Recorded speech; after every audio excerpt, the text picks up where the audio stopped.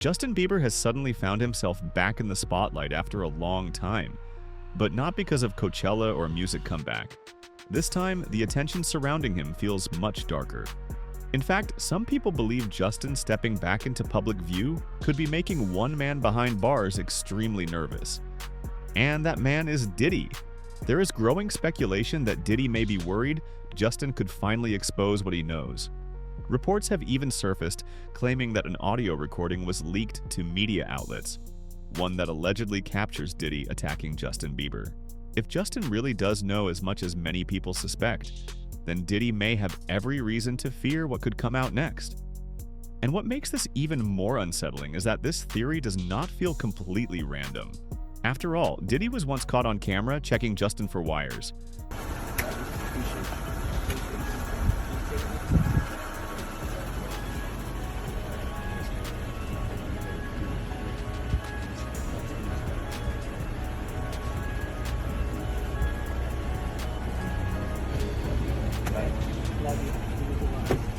There is one interview Justin gave years ago that most people completely overlooked at the time.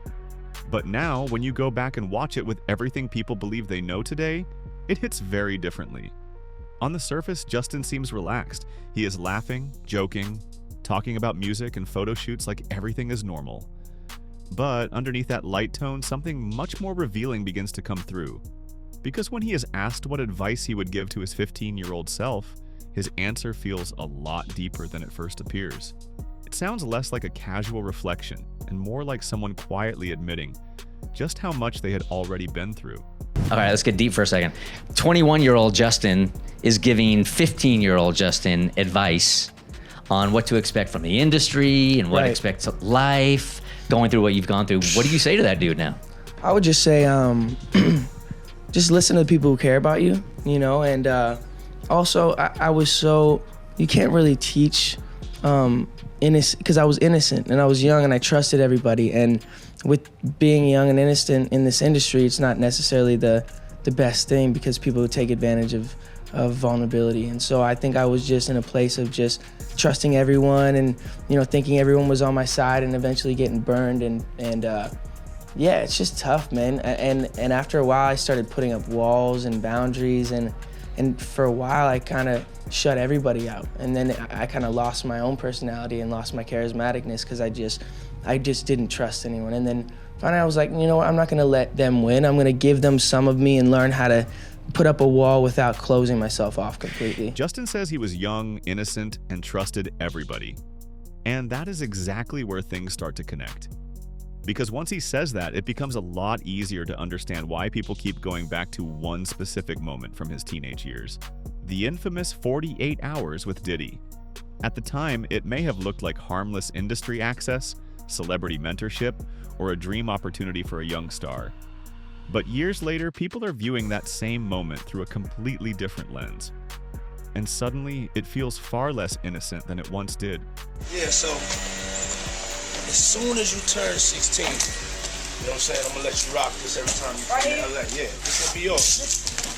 So every time you come to LA, it's a little dusty, but you know, come get the front shot of this. Man. Head out. Minute. Woo. Okay. Okay. All right, so I'm gonna be driving this next year. Yeah, when you get 16, you come down, you gotta, you know, wear your seatbelt. I mean, I'm 15. You could ride in the passenger seat. I got my permit. Now that. Not yet? No. All right, 16. You're not ready. 16. Let's slow down. Let's slow down, Justin. Okay. Let's slow down, okay? One step at a time. But yeah, the keys is yours when you know, when you get 16. You're good to go. I'm good to go. Yeah. All right. And then when you get 18, you get the house. You get the mansion. Okay. I get the mansion? Yeah. All right. So where are we off to now? Where would you like to go? I mean, wherever you want to go. Where are we going? So check this out, yo. Justin, you ever seen the movie 48 Hours? Right now, he's having 48 hours with Diddy, him and his boy. They're having the times of their lives, like, you know, where we hanging out and what we doing. We can't really disclose, but it's definitely a 15-year-old's dream. You know, I have been given custody of him, you know. Back then, people debated what Justin's relationship with Diddy really was. Was it just industry image? Was it influence? Was it mentorship? Or was there something more uncomfortable happening behind the scenes? There is still no confirmed evidence that Diddy directly harmed Justin, and that distinction matters. But at the same time, Justin's own words continue to paint a troubling picture of the kind of environment he was in. An environment where a young artist may not have fully understood who he could trust, what people really wanted from him, or how dangerous that world could become. Especially when you really love someone, and I'm not the type of person who likes confrontation at all. Like, I hate it, especially with my friends. So I don't want to disappoint them. I don't want them to think that I don't love them, but there's sometimes you just need space, and it's like, I still love you, but I'm gonna love you from a distance because I don't know if we're right for each other right now. Not like, you know what I mean? Yeah. But it's probably comforting for teenagers to hear this because we've all been there. Like, we've all had those friends that we couldn't say no to, and peer pressure, and this is probably how we gotten ourselves into situations that we have.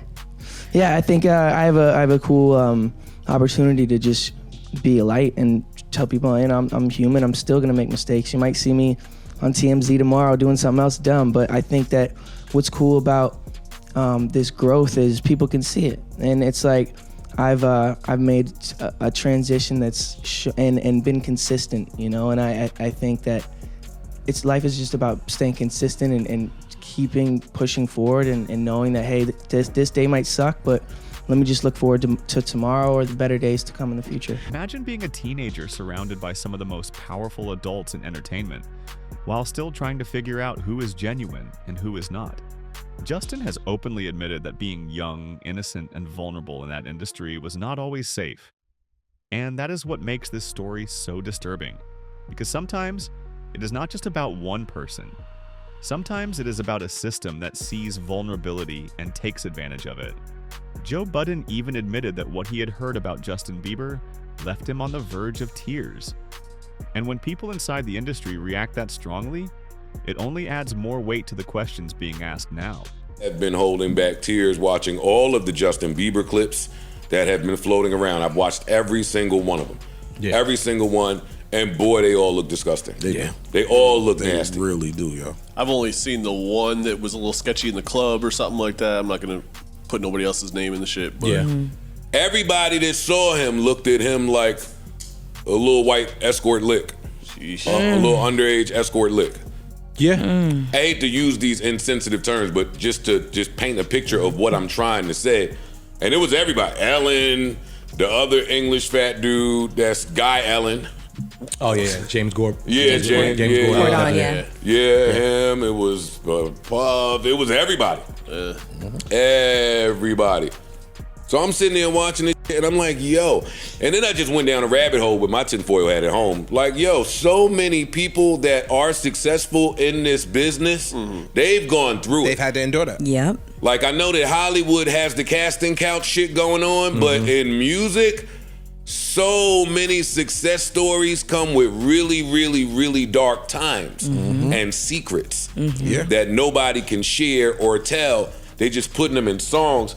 Oh shit, where's this Justin Bieber song I got that I hear totally different now? Let me try to find it. Not to make everybody sad. I promise we gonna get happy at some point. I want to hear though. But I'm gonna try to He's been public about it.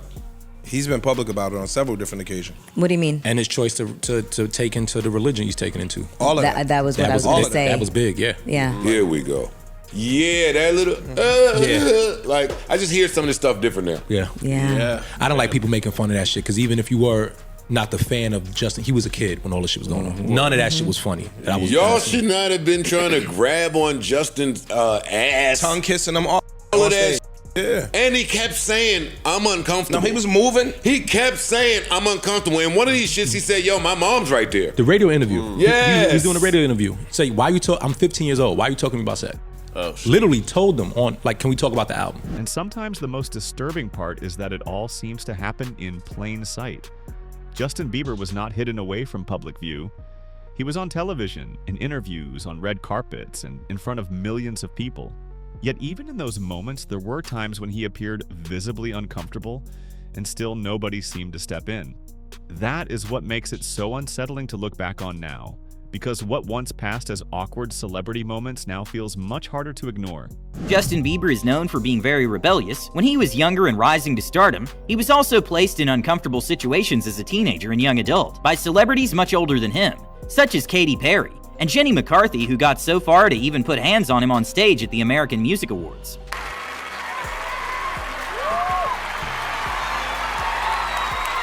Wow! I feel violated right now. Wow. But during the Ellen Show, an awkward moment for Justin Bieber happened when Madonna started hitting on him, and even asked him on a date backstage. Lean into me again. You smell amazing. How old are you? Thank you. How old are you? I'm 16. I'll be 17 in like 2 weeks. I don't ever remember smelling that good at 16. Like that was bad. Yeah. Wow, look at your eyes. What music are you listening to at the moment, Justin?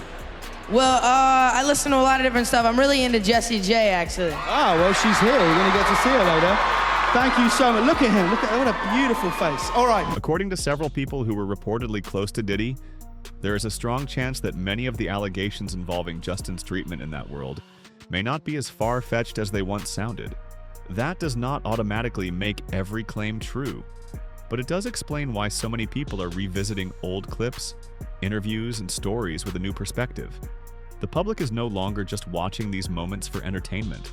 They are re-examining them for signs that something was wrong all along. People have been trying to drag Justin Bieber into this situation because there's a lot of like suspect looking videos with Diddy and Bieber in it, and you know they're making a lot of allegations. Same way they made allegations about Usher when Usher was younger. I mean, do you think that there's any credibility to these allegations? When there's smoke, there's fire. Gene also raised another important question. How does a young artist who entered the industry focused, ambitious, and driven suddenly spiral into heavy partying, reckless behavior, and self-destructive choices? That kind of shift rarely happens without a reason. People do not just wake up one day completely changed for no reason at all. And when a teenager in the spotlight starts unraveling that fast, it naturally leads people to wonder what was happening behind closed doors that the public never got to see. Yeah, Justin, he's been real quiet about this. I mean, I think like a lot of the other celebrities. I was reading some, Cam, and the kid say after he went to Diddy camp, he started using drugs so heavy and was smashed every day.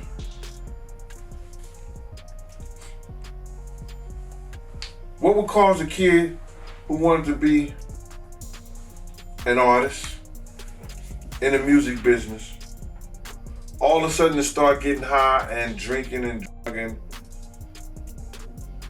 popping pills and smoking? What would cause a kid to do that?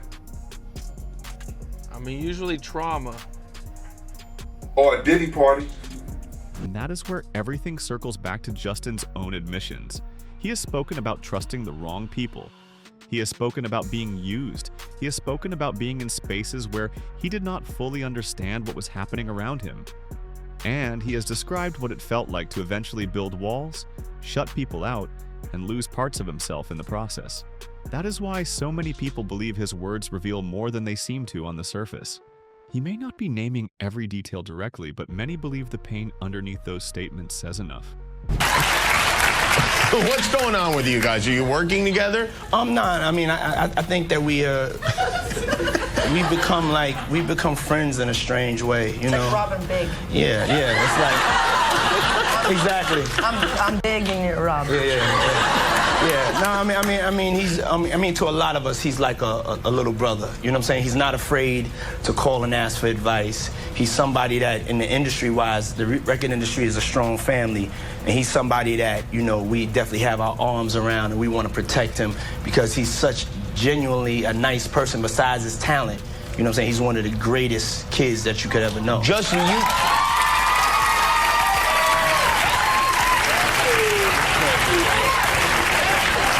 You know, Diddy bought his son a Bentley. Maybe, you know, he could buy you one also while you're He out. got me a Lamborghini. Oh, well, that's nice. I haven't gotten it yet, though. Yeah, I know. When is that coming, that Lamborghini? We talked about this last He time. had the Lamborghini for a day or two, and he had access to the house, and he knows better than to be talking about the things that he does with Big Brother Puff on national television. Oh, apparently not. Those are not direct accusations, but they do describe a world where things can go wrong very quickly, especially for someone that young. And now the situation may be becoming even more serious because reports are emerging that Diddy could potentially get out of prison earlier than expected. If that happens, the entire conversation changes. It is no longer just about what may have happened in the past. It becomes about what happens next.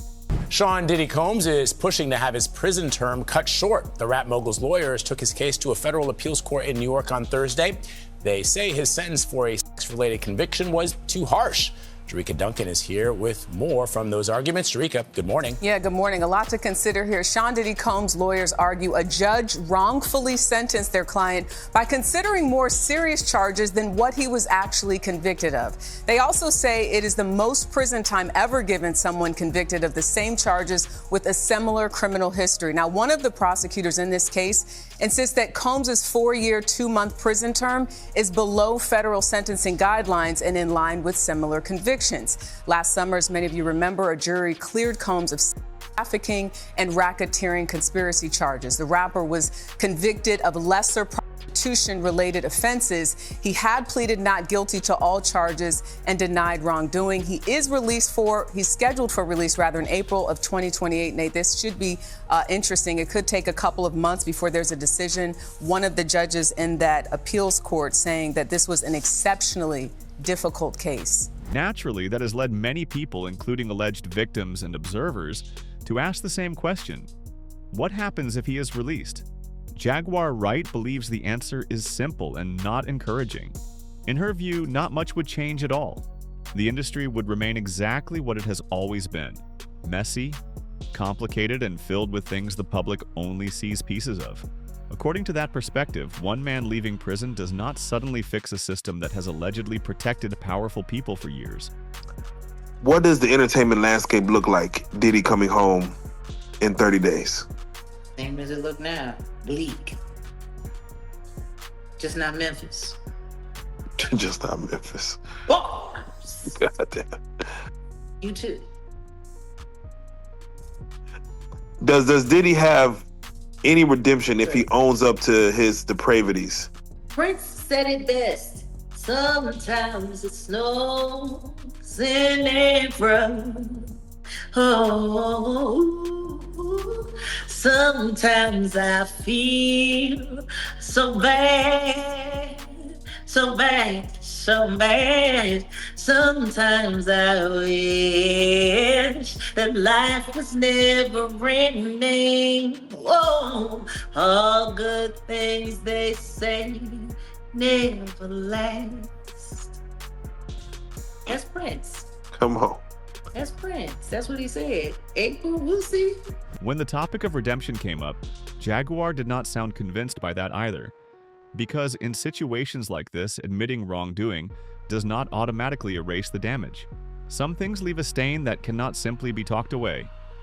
And from there, the conversation moved into an even deeper and more troubling direction. The idea that everything may be connected behind the scenes. That Diddy may be backed by people powerful enough to treat any attempt at accountability as a threat to themselves, too. You got the game on the night that the documentary is coming out talking about free Diddy and free R. Kelly. And talking about how baby oil is cool and so is urinating on people. That's wild. You want to know the one thing that I'm finding also very interesting that nobody's paying attention to? The presence of that pyramid. You know, that the same thing that the Rock Nation likes to put up, the same hand symbol that the sororities and the fraternities like to use. I'm not going to emulate it because you know exactly what it looks like. Yep. The pyramid sign that Diddy was wearing that around his neck. You wanna know what I found funny? That there were a bunch of YouTubers that were at that courthouse that were wearing that same, it was a much smaller version, but that same symbol. Yeah. I think, and that's the part of this story that makes it possible for people, I think, to graze over the reality of all that's going on. You know, if you just look at it from the salacious celebrity stuff, from pop culture media, so-called this new media, and I'm really not liking that term, this new media, because what it really sounds like is the name of a gang. Like the media is media. Because I'm looking at the people that are falling under it, and they're all the same people that are involved with, creating these propaganda campaigns. But that's exactly what Diddy was saying at the beginning of the documentary. We need somebody that is proficient, or fluent in being able to spin propaganda and narratives. From that point, she began pointing to industry relationships, old ties and past connections that most people never pay attention to until much later. In her view, these are not random coincidences. They are pieces of a much larger network that the public only catches glimpses of. And within that bigger picture, one message becomes very clear.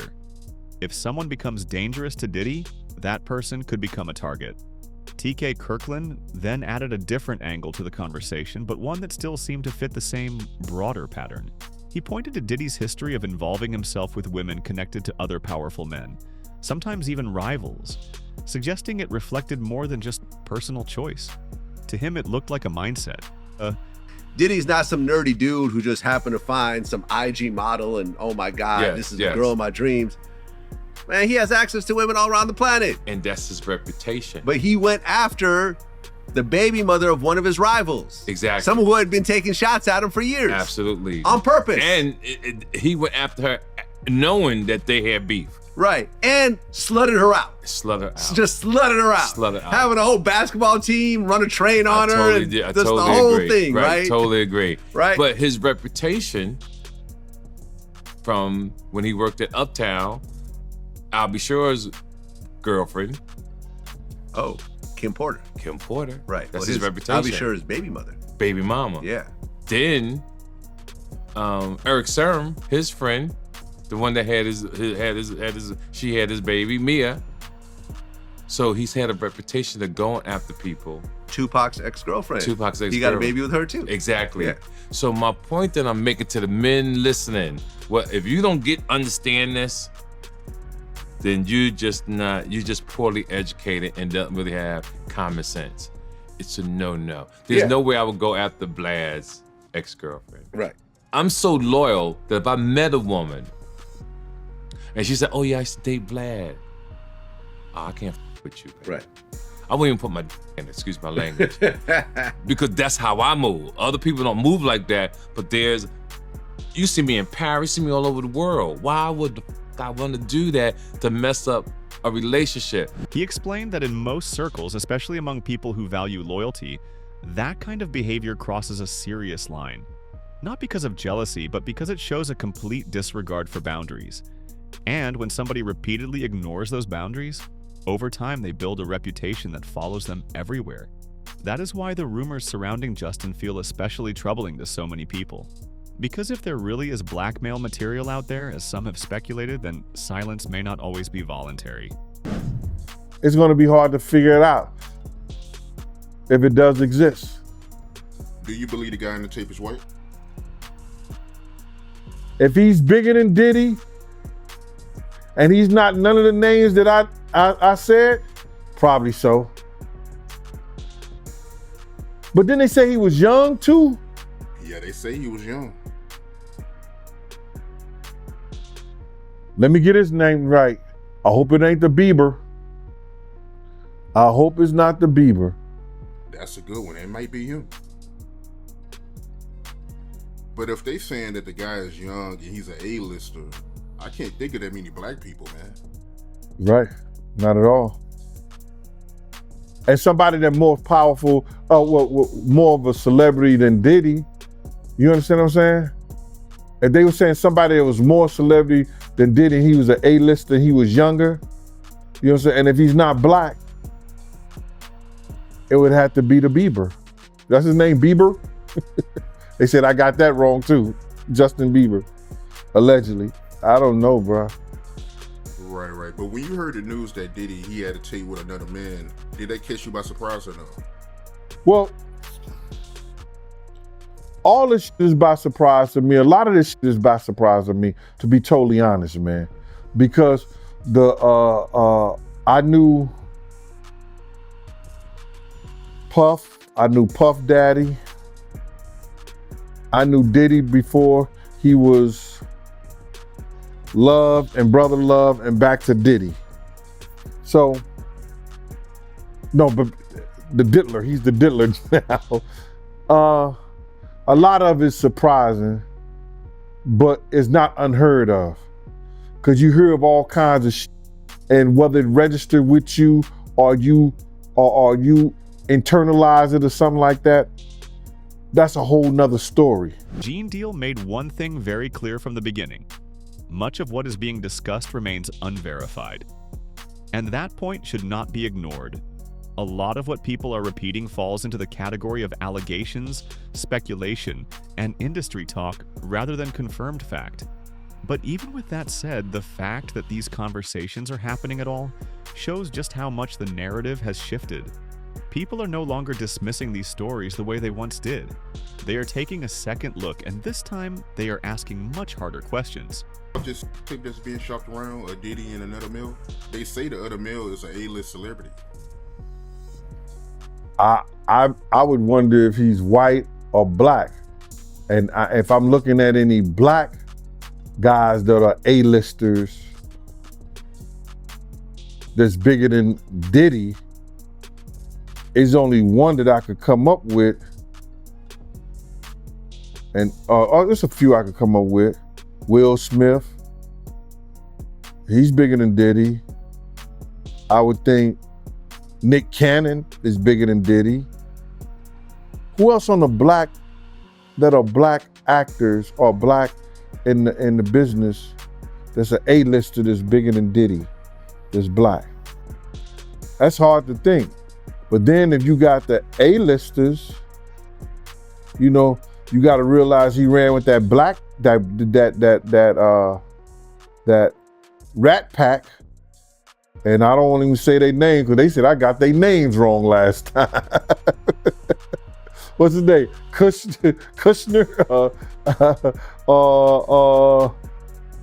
What's the other guy? Leonardo. Yeah, his name. Man, I don't keep up with these cats, but I heard that that's not only the tape that's being shopped. There's some other tapes out there, other people too with him, and him doing some things with some other people. So it's quite a few tapes that might be out there, what they're hearing, and I don't want to see the tapes, but I want to know if they're really true. Because if they got if they got some tapes out there and it's with some underage, whether it's celebrities or not, it's gonna be crazy, bro. Gene also pointed out that if any real evidence exists, whether recordings or anything else, it likely would not stay hidden forever. Serious allegations have a way of eventually being tested, either through legal scrutiny or hard proof. Until that happens, everything remains in a gray area, and that is exactly where things stand right now.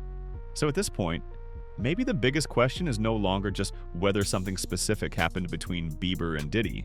Maybe the bigger question is this: what kind of environment was Justin really in? What did it do to him?